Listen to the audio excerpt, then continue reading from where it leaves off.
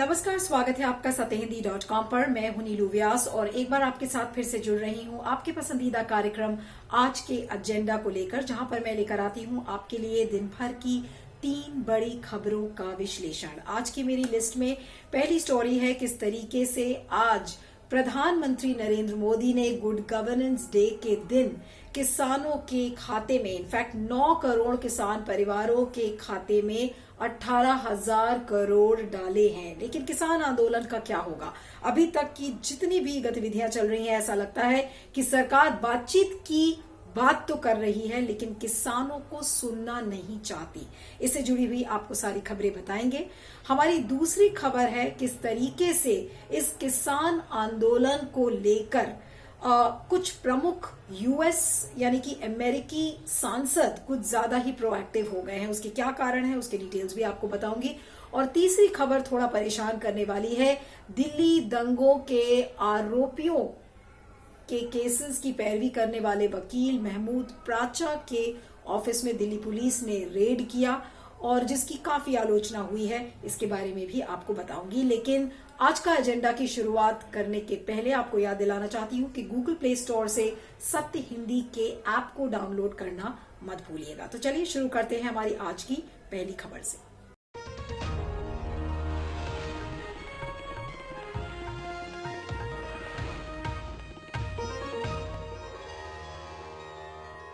तो बात करते हैं किसान आंदोलन की। आज गुड गवर्नेंस डे यानी कि 25 दिसंबर के दिन प्रधानमंत्री नरेंद्र मोदी ने 6 राज्यों के किसानों से बातचीत किया, सवाल जवाब किए और साथ में पार्टी ने यानी कि बीजेपी ने पूरे देश में लगभग 19,000 टीवी स्क्रीन्स बड़े बड़े लगाए थे जब ये किसानों और प्रधानमंत्री के बीच में ये आयोजन चल रहा था। जगह जगह ब्लॉक लेवल पर, गांव के लेवल पर, सभी स्तरों पर पार्टी ने ये बोला था कि जितने भी एपीएमसीज हैं और जो सरकारी मंडियां हैं उनके सामने, उनके बाहर सारे प्रतिनिधि खड़े रहेंगे ताकि जगह जगह इस बात की मैसेज सरकार पहुंचा सके कि ये जो तीनों कृषि कानून हैं ये किसानों के लिए लाभकारी हैं। तो सरकार का जो एक डबल नैरेटिव है वो सामने आता है। आज प्रधानमंत्री नरेंद्र मोदी ने अपने इंटरैक्शन में बार बार एक बात कही कि जो विपक्षी दल हैं वो किसानों को गुमराह कर रहे हैं और जिसका एग्जाम्पल उन्होंने दिया, मिसाल के तौर पर उन्होंने पश्चिम बंगाल की बात की कि देखिए पश्चिम बंगाल में एक इतने बड़े तादाद में किसान जो है वो ऑनलाइन किसान सम्मान निधि के का आवेदन भर रहे हैं, लेकिन ममता बनर्जी की जो सरकार है वो इस किसान सम्मान निधि को अवेल नहीं कर रही है पश्चिम बंगाल में। तो उनका ये कहना था कि एक तरफ अपने ही राज्य में किसानों को उनका हक नहीं देती है ममता बनर्जी की जो सरकार है, उधर दूसरी तरफ दिल्ली में और बाकी राज्यों में जाकर ये इन किसानों को गुमराह करता है विपक्ष। अब आज एक और बात जो रक्षा मंत्री राजनाथ सिंह ने कही, उन्होंने कहा कि किसानों को 1 साल तक ये कृषि कानून लागू होने देना चाहिए और अगर ये बात 1 साल के बाद समझ में आती है कि किसानों को नुकसान हुआ है तो उसमें सरकार फेरबदल करेगी। लेकिन आज सवाल ये उठता है कि ये जो 2 तरीके की बातें सरकार कर रही है, एक तरफ किसानों से ये कहती है कि ये कृषि कानून आपके लिए लाभकारी हैं, आपको ऑप्शन सरकार दे रही है बहुत सारे तरीके के, और दूसरी तरफ विपक्षी पार्टीज को निशाना साध रही है। तो कहीं ना कहीं, और कल हमने आपको बताया था कि किस तरीके से अब किसान कुछ जो समर्थन वर्सेस प्रदर्शन की जो पूरी राजनीति है सामने आ रही है, सरकार ये दिखाना चाहती है कि देखिए ज्यादा से ज्यादा किसान उसके समर्थन में है। तो इस समर्थन वर्सेस प्रदर्शन की राजनीति में आज सरकार यानी कि केंद्र सरकार कहीं ना कहीं इस पूरे आंदोलन को न्यूट्रलाइज करने की कोशिश कर रही है, निष्क्रिय करने की कोशिश कर रही है ताकि किसानों में एक फटीग आ जाए, किसानों में थकान हो जाए और वो थक हार कर इस आंदोलन को छोड़ दें। अब सरकार की मुझे लगता है यही है कि किसानों को थकाओ, बार बार इस बात को बोलो और इस आंदोलन को कितना ही चाहो तो लंबा खींचा रखो, सिर्फ ये कहते हुए कि सरकार बातचीत के लिए तैयार है। लेकिन सवाल ये उठता है कि अगर सरकार बातचीत के लिए तैयार है तो बातचीत का मतलब होता है किसानों की बातों को सुनना। तो सरकार बातचीत की बात कर रही है लेकिन किसानों को सुन नहीं रही है। इन सारे किसान जो आंदोलनकारी किसान हैं, चाहे वो सिंगू बॉर्डर पे हो, चाहे टिकरी बॉर्डर पे हो, चाहे गाजीपुर बॉर्डर पे हो, उन सारे किसानों का यही कहना है कि वो दूर दूर से अपने परिवारों को छोड़कर यहाँ पर इसलिए आए हैं क्योंकि उनके मन में ये शंकाएं हैं कि अगर मंडी सिस्टम खत्म हो गया और एमएसपी को खत्म कर दिया गया तो उनका भविष्य अधर में लटक जाएगा। लेकिन इन किसानों के मन में जो शंकाएं हैं, जो डाउट्स है, सरकार उसको मानने के लिए तैयार ही नहीं है। सरकार बिल्कुल डिनायल मोड में है। वो इस बात को स्वीकारना ही नहीं चाहती कि ये जो आंदोलनकारी किसान हैं उनके मन में कुछ प्रॉब्लम्स हैं। और प्रॉब्लम्स मानने की तो बात दूर, बल्कि सरकार ये कह रही है कि ये वो किसान हैं जिनको की विपक्ष ने गुमराह किया है। तो बहुत ही एक सरकार का दोहरा चेहरा यहां पर सामने नजर आता है। और जो मैंने पहले कहा वो अब फिर से रिपीट कर रही हूं कि सरकार की इस समय कहीं ना कहीं कोशिश है कि इस पूरे आंदोलन को न्यूट्रलाइज किया जाए, निष्क्रिय किया जाए, ताकि किसानों में एक फटीग डेवलप हो और फटीग के बाद ये आंदोलन खत्म हो जाए। तो अब सरकार के इस नैरेटिव से किसान कितना कन्विंस होते हैं, ये जो बॉर्डर्स पर बैठे किसान हैं वो क्या किसानों की सरकार की बातचीत है उसको मानने के लिए तैयार है। आपको ध्यान होगा कि कल नरेंद्र सिंह तोमर जो कृषि मंत्री हैं उन्होंने फिर से चिट्ठी लिखी और कहा कि हम खुले मन से बातचीत के लिए तैयार हैं। लेकिन खुले मन से बातचीत का मतलब होता है कि किसानों के मन में जो शंकाएं हैं, जो डाउट्स हैं, जो दर्द है, उनको सरकार समझे। लेकिन सरकार उसको समझना नहीं चाहती। सरकार की एक ही रट है कि नहीं, ये तो कृषि सुधार है, ये किसानों की जिंदगी को बेहतर बनाएगा, इसलिए हम जगह जगह जाएंगे और चौपाल करेंगे, सम्मेलन करेंगे और ये बताएंगे कि ये जो आंदोलनकारी किसान हैं ये सिर्फ विपक्ष के द्वारा गुमराह किए हुए लोग हैं और इसलिए ये आंदोलन कर रहे हैं। तो यानी कि जो बातचीत की जो पूरा एक नैरेटिव चल रहा है कि सरकार is ready for talks with an open mind, ये सारी बेवकूफ बनाने वाली बातें हैं। और सरकार सिर्फ ये चाहती है कि ये किसान थक जाए जो आंदोलन कर रहे हैं और थक हार कर वो अपने घर को वापस लौट जाएं और ये आंदोलन खत्म हो जाए। तो सरकार का जो नैरेटिव है आज बिल्कुल इससे क्लियर होता है, क्योंकि आज इस चीज को निर्मला सीतारमण ने भी कहा। निर्मला सीतारमण कांग्रेस के 2019 के मैनिफेस्टो को याद दिलाती हैं कि देखिए इस सारे कृषि आधार जो सुधार की हम बात करते हैं ये कांग्रेस ने अपने मैनिफेस्टो में भी कही थी। और आज वही कांग्रेस पार्टी है जो कि आज किसानों के साथ उनको गुमराह करने में लगी हुई है। और उसके बाद आज कृषि मंत्री नरेंद्र सिंह तोमर ने भी यही सब बातें कही कि ये विपक्ष द्वारा गुमराह किए हुए किसान हैं। तो कुल मिलाकर जो इस समय नैरेटिव बन रहा है, आज लगभग 1 महीने का समय बीत चुका है इस आंदोलन को और आज 1 महीने के बाद भी ऐसा लग रहा है कि जो गतिरोध भी शब्द अब मैं नहीं यूज करूंगी, अगर किसान के बारे में सरकार ये कहती है कि ये किसान गुमराह हुए हैं विपक्ष के द्वारा, तो आज केंद्र सरकार का जो एटीट्यूड है वो ये शो करता है कि वो भी एक पर्टिकुलर नैरेटिव और एक प्री कंसीव नोशन से आए हैं कि इन सुधारों को केन प्रकारेण चाहे जैसे भी हो इसे लागू करना है, क्योंकि उनका एजेंडा ये है कि कॉर्पोरेट लॉबी और जो प्राइवेट सेक्टर है उसको फायदा पहुंचाया जाए। किसान की जिंदगी में जो भी नुकसान हो रहा है उससे उन्हें कोई मतलब नहीं है और इसीलिए शायद बिना किसी बातचीत के, बिना किसी कंसल्टेशन के इतनी जल्दबाजी में ये कृषि कानून पास किया गया है।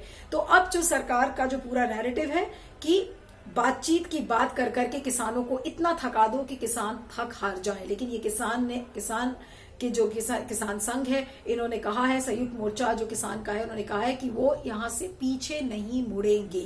तो अब देखना ये है कि ये जो पूरा गतिरोध है इस समय ये कैसे टूटता है। लेकिन सरकार ने अपने प्रोपेगेंडा में कोई कमी नहीं छोड़ी। जैसे मैंने आपको बताया कि 19,000 बड़ी बड़ी स्क्रीन्स लगाई गई और 700 प्रेस कॉन्फ्रेंसेस, चौपाल, जगह जगह सारे कैबिनेट मंत्रियों और एमपीज की ड्यूटी लगी है कि वो अपने अपने कंस्टिट्यूएंसी में जाएं और लोगों को बताएं। तो प्रोपेगेंडा करने में कोई कसर नहीं छोड़ी गई है। लेकिन इन आंदोलनकारी किसान से प्रधानमंत्री नरेंद्र मोदी बात नहीं कर रहे हैं। वो अलग अलग राज्यों में जाकर बात करते हैं और यही कहते हैं कि विपक्षी दल द्वारा गुमराह किए हुए वो किसान, ये सारे किसान आंदोलन कर रहे हैं। तो आप सोच लीजिए कि सरकार कितना सीरियस है इस समय कृषि कानून को लेकर और कृषि सुधारों को लेकर कि ये जो एक huge chunk of farmer population है जो इस समय आंदोलन कर रहा है उसकी बात की सरकार सुनने को राजी ही नहीं है। लेकिन ये सरकार अपने मुंह से कहती नहीं है कि उनकी बात हम सुनेंगे नहीं। सरकार ये कहती है कि हम उनसे बातचीत करने के लिए तैयार है, लेकिन सरकार का एक अंडरलाइनिंग मैसेज जो आज क्लियर हो गया है कि हम बातचीत की बात करेंगे लेकिन हम किसानों को सुनेंगे नहीं। आपका इस पर क्या सोचना है जरूर बताइएगा। मैं आगे चलती हूँ।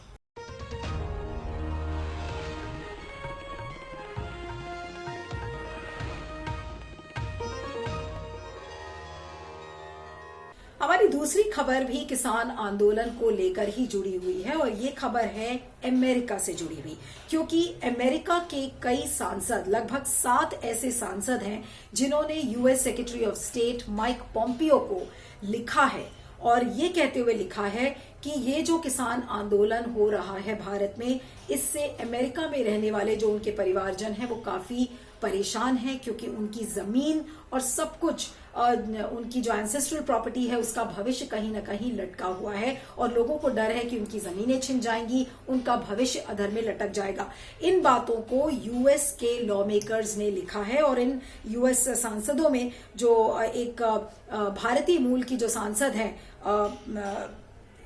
प्रमिला जयपाल, उन्होंने भी माइक पॉम्पियो को ये कहते हुए चिट्ठी लिखी है। और आपको ये बता दें कि साथ में ये भी लिखा गया है कि America freedom of political speech की बात करता है, तो ऐसे में अमेरिका को इंटरवीन करना चाहिए। लेकिन उधर मिनिस्ट्री ऑफ एक्सटर्नल अफेयर्स के जो स्पोक्सपर्सन है अनुराग श्रीवास्तव, उनका कहना है कि ये बहुत आधी अधूरी जानकारी लेकर ये चिट्ठी लिखी गई है यूएस लॉ मेकर्स की तरफ से। It's very ill informed, unwarranted, और ये एक देश के आंतरिक मामलों में दखलंदाजी का मामला भी सामने नजर आता है। ये कहते हुए एमईए ने इस चीज को ब्रश असाइड कर दिया है। लेकिन एक बात तय है कि इन अमेरिकी सांसदों ने जिन्होंने माइक पॉम्पियो को चिट्ठी लिखी है, तो वो कहीं ना कहीं वाकई में जो पंजाबी किसानों के जो परिवारजन हैं जो बाहर रहते हैं, उनको उनकी आज एंसेस्ट्रल प्रॉपर्टी वाकई में उसका भविष्य उज्जवल नजर नहीं आ रहा है। और इसलिए उन्होंने सोचा कि अगर माइक पॉम्पियो शायद भारत के जो विदेश मंत्री हैं एस जयशंकर उनको चिट्ठी लिखेंगे तो शायद उसका असर पड़ेगा। और तो कहीं ना कहीं इस किसान आंदोलन की जो गूंज है आज इंटरनेशनल लेवल पर सुनाई पड़ रही है, चाहे वो दूतावासों, अलग अलग देशों के जो दूतावास हैं उसके सामने प्रदर्शन हो रहे हों, या फिर आज जो ये अमेरिकी सांसद हैं उन्होंने जो माइक पॉम्पियो को चिट्ठी लिखी है। अब जाहिर सी बात है कि भारत इसको ब्रश असाइड कर देगा, इसको नजरअंदाज करेगा, ये कहते हुए कि ये तो भारत का अंदरूनी मामला है और किसी और देश को इसमें दखलंदाजी की जरूरत नहीं है। लेकिन किसानों का जो आंदोलन है आज ये प्रूव हो गया कि ये एक लोकलाइज्ड और एक बहुत ही छोटे स्तर का आंदोलन नहीं है। यह आंदोलन शुरू जरूर हुआ था पंजाब और छोटे लेवल पर हरियाणा में, लेकिन आज इसकी जो गूंज है वो जगह जगह और पूरे विश्व में सुनाई दे रही है कि किस तरीके से भारत की जो सरकार है वो अपने किसानों की नहीं सुन रही है। वो किसान जो लोगों के अन्नदाता हैं, जो आपके घरों की थालियों को भरते हैं, आज उनकी बात भारत की सरकार सुनने के लिए तैयार नहीं है। इंटरनेशनली आज ये मैसेज जा रहा है। और ये जो खबर है कि जो यूएस लॉ मेकर्स ने चिट्ठी लिखी है, इससे भारत की छवि भी बहुत ज्यादा दागदार होती है। और खासकर मोदी सरकार के बारे में लोग ये कहते हैं कि देखिए, आपने इतने तीन कानून आपने पास कर दिए और जिन लोगों के लिए कानून बना है आपने उनकी ही नहीं सुनी। आज वो लोग सारे सड़क पर बैठे हैं, लेकिन सरकार अभी भी उनको सुनने के लिए तैयार नहीं है। तो इंटरनेशनल लेवल पर भारत की इस समय काफी किरकिरी हो रही है, भारत की छवि दागदार हो रही है। इसकी वजह से डिप्लोमेटिक टाइज पर काफी असर पड़ा है। आपने उधर देखा था कि जो कनाडा के प्रधानमंत्री हैं जस्टिन ट्रूडो, उन्होंने भी इस बारे में बोला था। उसके बाद जो उनके वहां के जो हाई कमिश्नर है उनको तलब किया गया, उनको डिमाशे दिया गया। तो कहने का मतलब यह है कि डिप्लोमेटिक टाइज पर भी असर पड़ रहा है इस किसान आंदोलन से। तो अगर कोई ये बात कहता है कि एक छोटा आंदोलन है और एक बहुत ही छोटे स्तर का आंदोलन है, कुछ किसान जो है वो उसमें इन्वॉल्व है, तो ये कहना गलत होगा।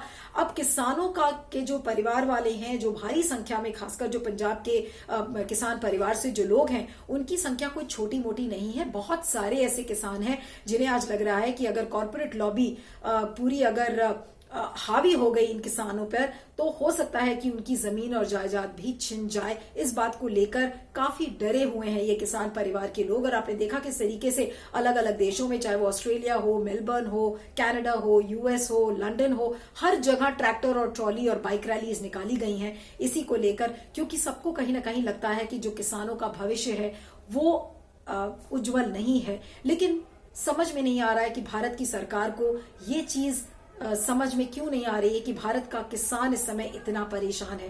भारत के किसान से सरकार बातचीत क्यों नहीं करना चाहती है। बातचीत के लिए आप आगे तो आ रहे हैं, लेकिन किसानों को आप सुनने के लिए राजी नहीं है। उसका क्या कारण है? ये एक अथॉरिटेरियन रूल नहीं है तो और क्या है? ये एक अपनी मनमर्जी की सरकार नहीं तो और क्या है? और क्या किसी भी लोकतंत्र में, किसी भी एक स्वस्थ लोकतंत्र में क्या ऐसा होता है कि आप कानून पास कर दीजिए और जिसके लिए आप कानून बना रहे हैं आप उसी की बातें सुनने के लिए तैयार नहीं है? तो आज क्या गलत किया जब ये जो 7 अमेरिकी सांसद हैं उन्होंने माइक पॉम्पियो को लिखा है कि आप एस जयशंकर से बात करिए, लेकिन बात वही है कि भारत ने जो MES का जो डिपार्टमेंट है, भारत का एक्सटर्नल अफेयर्स, उसने इस चीज को नजरअंदाज कर दिया। अनुराग श्रीवास्तव जो स्पोक्सपर्सन MEA के, उन्होंने कह दिया कि ये तो भारत का अंदरूनी मामला है। तो अंदरूनी मामला है यानी कि आपकी मनमर्जी ही चलेगी, आप किसानों को नहीं सुनेंगे। अगर आप सोच रहे हैं कि ये तीनों कृषि कानून किसानों के लिए सही है तो उसे किसानों को भी सही मानना पड़ेगा, भले ही उनकी अंतरात्मा कुछ और कहती हो।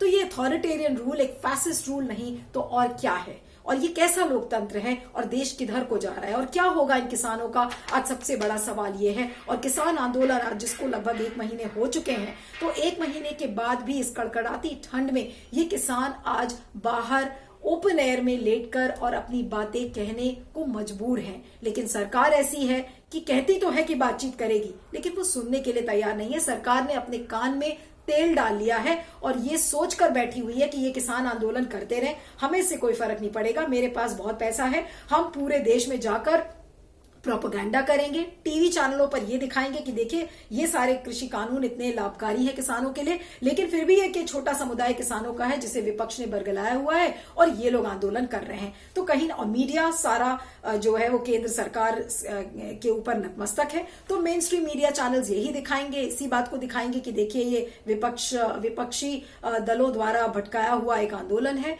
तो अगर इस तरीके की बातें मीडिया में आएंगी, मोदी सरकार इसको प्रोपेगेंडा भरपूर तरीके से अगर करेगी, तो फिर क्या होगा, ये आंदोलन धीरे धीरे करके फिजल आउट हो जाएगा। लेकिन आज यहाँ पर किसानों की एक किसानों के लिए बहुत बड़ा टेस्ट है, एक बहुत बड़ी चुनौती है उनके लिए कि वो कब तक इस आंदोलन को सस्टेन कर पाते हैं, और कर भी पाते हैं या नहीं कर पाते, ये देखने वाली बात होगी। लेकिन फिलहाल आज मोदी सरकार ने इस बात को प्रूव कर दिया है। आज उन्होंने 6 राज्यों के किसानों से इंटरैक्शन में भी यही बात कही कि ये रिफॉर्म्स ऐसे हैं जो कि किसानों की जिंदगी को बेहतर बनाएंगे। लेकिन आज क्या रीजन है कि किसानों का इतना बड़ा तबका कह रहा है कि नहीं, ये कृषि सुधार एक काले कानून के रूप में है, लेकिन सरकार तो सुनेगी नहीं। किसकी सुनेगी मुझे नहीं पता। इस पर आपका क्या फीडबैक है जरूर बताइएगा, मैं आगे चलती हूँ।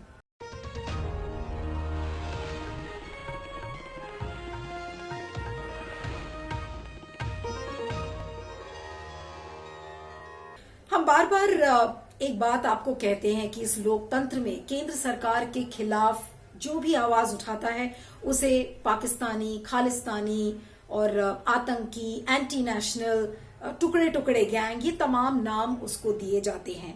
और आपने देखा होगा कि अब मैं बात करूंगी दिल्ली दंगों की के जो मामले में जो आरोपियों का पक्ष लड़ रहे थे, आरोपियों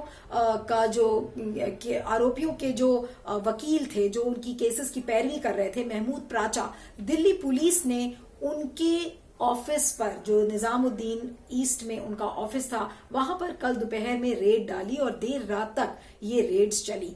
और दिल्ली पुलिस का ये मानना है कि प्राचा ने एक ऐसा एफिडेविट दिया जिसको नोटराइज किया था एक ऐसे वकील ने जिसकी मृत्यु हो चुकी थी 2017 में, यानी कि वो एक जाली एफिडेविट था। साथ में दिल्ली पुलिस का ये भी आरोप है कि महमूद प्राचा जो विटनेसेस हैं उन पर प्रेशर डाल रहे हैं, कि आप फॉल्स स्टेटमेंट दीजिए। तो ये तमाम आरोप इन पर महमूद प्राचा पर लगाए गए थे। और ये मामला पूरा 2020 के अगस्त का है, जब एक FIR उनके खिलाफ फाइल की गई थी। और उसी के चलते आज कोर्ट ने कहा, और कोर्ट ने स्पेशल सेल को कहा कि आप इस मामले की छानबीन करिए। और इसी छानबीन के मामले को लेकर आज स्पेशल सेल के लोग महमूद प्राचा के ऑफिस में गए, उन्होंने रेड डाली, साथ में उनके कंप्यूटर्स तक को ले गए। और इस घटना के बाद बहुत कड़ी आलोचना हो रही है। सिर्फ एक नहीं बल्कि कई वरिष्ठ वकीलों ने इसकी आलोचना की है कि जो राइट टू लीगल रिप्रेजेंटेशन होता है, आज उसका कहीं ना कहीं हनन है। वो एक मौलिक अधिकार है, आज उसका हनन हो रहा है।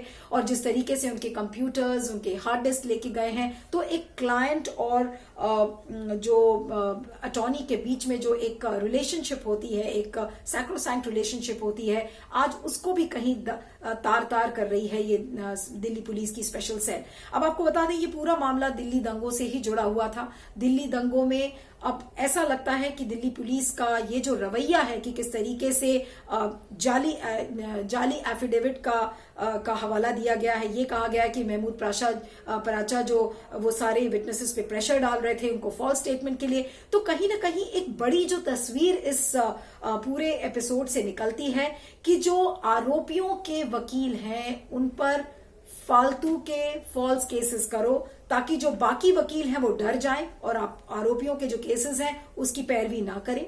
दूसरा यह है कि किसी भी कानूनी कार्रवाई में जो मूल सिद्धांत न्यायिक प्रक्रिया का होता है कि किसी भी आरोपी को बिना डर के अपना पक्ष रखने का पूरा हक होता है, लेकिन यहाँ पे ऐसा लगता है कि इस मूल सिद्धांत को, न्यायिक प्रक्रिया के इस मूल सिद्धांत को भी दिल्ली पुलिस मानने के लिए तैयार नहीं है और इसीलिए डराने और धमकाने की नीयत से ऐसा लगता है कि दिल्ली पुलिस ने महमूद प्राचा के ऑफिस पर रेड डाली है ताकि बाकी वकीलों को भी एक सबक सिखाया जा सके। अब आपको बता दें कि महमूद प्राचा करीब 150 ऐसे केसेस जो दिल्ली दंगों से जुड़े हुए हैं उसकी पैरवी कर रहे थे, तो बाकी वकीलों को भी सबक सिखाने के लिए ये एक उठाया हुआ उसी में एक कदम है। प्रशांत भूषण ने भी कहा है कि जिस तरीके से आप सामाजिक कार्यकर्ताओं को, जर्नलिस्ट को और ऑपोजिशन के लीडर्स को आप साइलेंस करते हैं, उसी तरीके से आप वकीलों का मुंह भी बंद करने की कोशिश कर रहे हैं उन पर फॉल्स केसेस डालकर।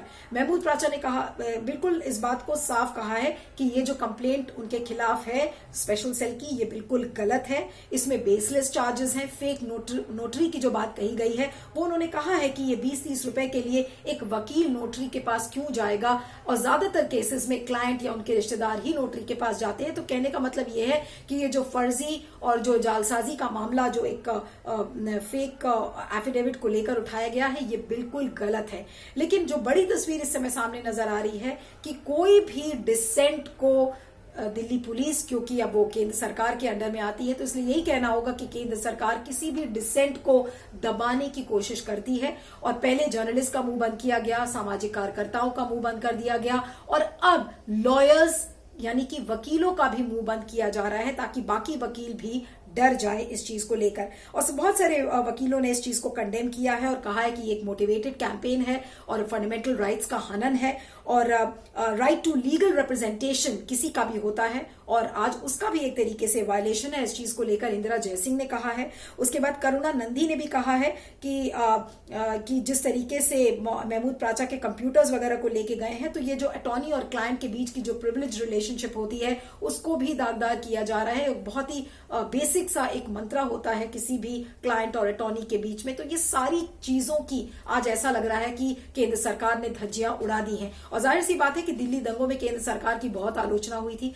जिस तरीके से दिल्ली पुलिस पेश आई थी, दिल्ली पुलिस केंद्र सरकार के अंडर में है, तो दिल्ली पुलिस का जो पूरा रवैया था, जिस तरीके से उन्होंने आरोपियों को हैंडल किया और किस तरीके से एक खास समुदाय को टारगेट करने की बात थी, तो यहां पर ये सारी चीजें आज क्लियर हो जाती हैं कि जो आरोपियों के केसेस की पैरवी कर रहा है, आज उसी को सीधा अटैक करो ताकि बाकी वकील डर जाएं। और इसमें यह भी है, महमूद प्राचा किसी एक खास समुदाय से आते हैं और जो ये एक एटीट्यूड है केंद्र सरकार का कि किसी न किसी तरीके से एक खास समुदाय को टारगेट करते रहना चाहिए ताकि वो जो एक माइनॉरिटी की जो फीलिंग है वो उनमें बिल्कुल इनग्रेन्ड हो जाए। तो आज ये सारी चीजें इस एपिसोड से कहीं ना कहीं साफ होती हैं। तो जो फ्रीडम ऑफ एक्सप्रेशन है, राइट टू लीगल रिप्रेजेंटेशन है, फंडामेंटल राइट्स हैं, इन सारी चीजों का वायलेशन आज हो रहा है। और जो मूल सिद्धांत की मैंने बात की थी कि न्यायिक प्रक्रिया में जिसमें कि किसी भी आरोपी को बिना डर के अपनी बातों का पक्ष रखने का पूरा अधिकार है, तो आज कहीं ना कहीं दिल्ली पुलिस ये भी पूरा होने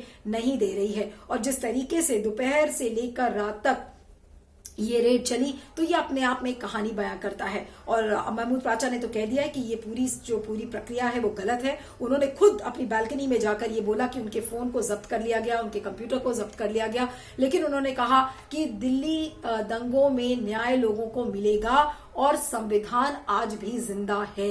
तो संविधान की बात महमूद प्राचा ने की, लेकिन दूसरी तरफ जो दिल्ली पुलिस है केंद्र सरकार के जो अंडर में आती है, वो संविधान की ही धज्जियां उड़ाने में लगी हुई है। चाहे वो मौलिक अधिकारों का हनन हो, चाहे राइट टू लीगल रिप्रेजेंटेशन हो, चाहे क्लाइंट अटॉर्नी रिलेशनशिप हो, न्यायिक प्रक्रिया का जो एक हिस्सा है, वो सारी चीजें आज बिल्कुल तितर बितर नजर आ रही हैं। तो क्या गलत कह रही हैं कि जब लोग कहते हैं कि ये सरकार संविधान की बिल्कुल का सम्मान नहीं करती, ये एक फैसिस्ट सरकार है जो कि बिल्कुल डिसेंट बर्दाश्त नहीं करती, ये एक अथॉरिटेरियन रूल है, तो ये जितनी भी स्टोरीज हैं वो इस बात को वैलिडेट करती हैं। और महमूद प्राचा के खिलाफ इस तरीके का जो केस बनाया गया और वो अपने आप को उन्होंने कहा है कि वो इस केस को प्रूव करेंगे और दिल्ली दंगों के जो पीड़ित लोग हैं उनको न्याय दिला के रहेंगे। लेकिन आज सवाल ये उठता है कि क्या ये सरकार अब वकीलों की जुबान पर भी ताला लगाना चाहती है कि ये वकील ना बोले? इसके बारे में आप सोचिएगा और अपना फीडबैक भी जरूर दीजिएगा। और आज के एजेंडा की 3 स्टोरीज में इतना ही। आप मुझे ट्विटर पर फॉलो कर सकते हैं, मेरा ट्विटर हैंडल है @neelu317। और चलते चलते आपको एक बार फिर से याद दिलाना चाहती हूं कि गूगल प्ले स्टोर से सत्य हिंदी के ऐप को डाउनलोड करना मत भूलिएगा। Thank you so much. सत्य हिंदी का ऐप डाउनलोड करें गूगल प्ले स्टोर पर।